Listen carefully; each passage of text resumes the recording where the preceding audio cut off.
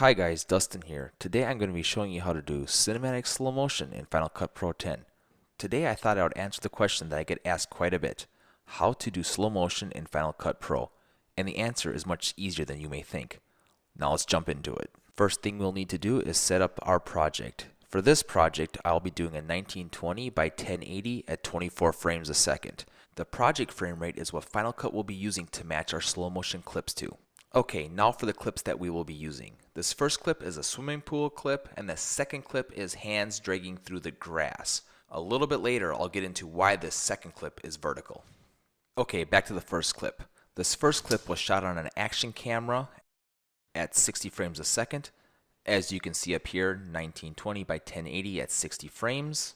Now we're going to take this clip and slow it down to match the project settings. So the first thing you'll do is select your clip. Then you'll go up to this time indicator and then go down to automatic speed.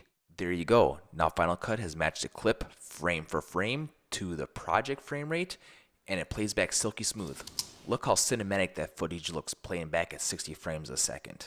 Now on to the next clip. This next one was shot on an iPhone 7 at 120 frames a second.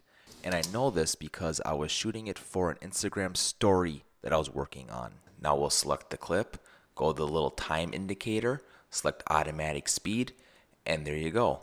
Final Cut will take that clip and match it frame for frame to the project settings. Let's watch. Look at that.